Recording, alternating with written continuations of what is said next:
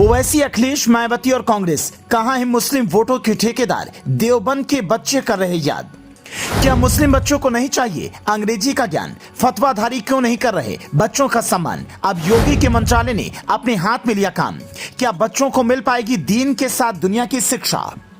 क्या देवबंद मदरसों के बच्चों को अंग्रेजी की शिक्षा की जरूरत नहीं है? ये एक बड़ा सवाल अब इस देश में आकर खड़ा हो गया है। लेकिन इससे भी बड़ा सवाल है कि जिस बीजेपी को विपक्षी मुसलमानों का दुश्मन बताती है, वो मुस्लिम बच्चों के हाथ में कंप्यूटर भी थमा रही है और मदरसों में दीन की तालीम भी दी जा रही है।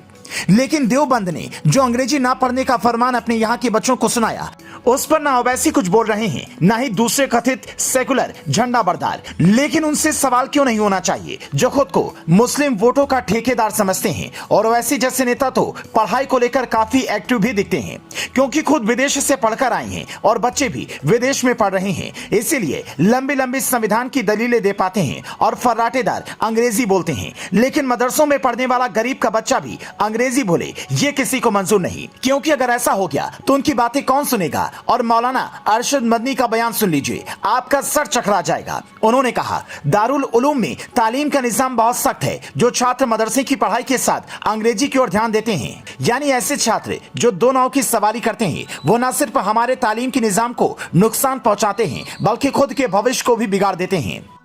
एक मिनट के लिए अगर मौलाना मदनी की बात मान भी ली जाए तो क्या यहाँ पर बच्चों की मर्जी नहीं होनी चाहिए? अगर कोई पढ़ना चाहे तो पढ़ ले, ना पढ़ना चाहे तो ना पढ़े। लेकिन ये फरमान सुना देना कि अंग्रेजी कोई नहीं पढ़ेगा, ये हकीकत में बच्चों का भविष्य बर्बाद करना हुआ। हालांकि अब इस पर यूपी सरकार एक्टिव दिख रही है, क्योंकि 14 जून को दारुल उलूम द्वारा अंग्रेजी पढ़ने पर पाबंदी लगाने के फरमान का संज्ञान न सिर्फ यूपी अल्पसंख्यक आयोग ने लिया है, बल्कि राष्ट्रीय बाल अधिकार संरक्षण आयोग ने भी सख्ती दिखाई है।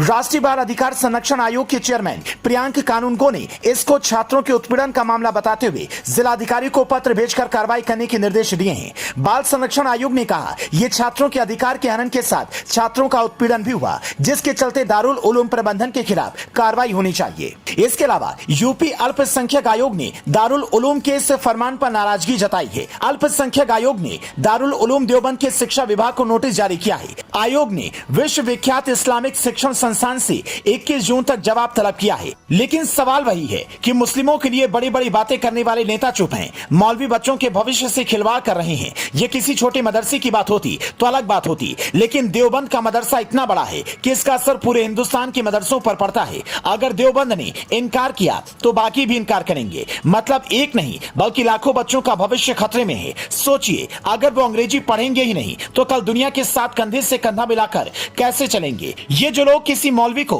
अंग्रेजी में तकरीर यानी कि भाषण देते हुए सुनते हैं और कहते हैं कि वह क्या मौलाना है, वो अपने बच्चों को अंग्रेजी क्या नहीं पढ़ाना चाहेंगे? Bureau report, leading Bharat TV.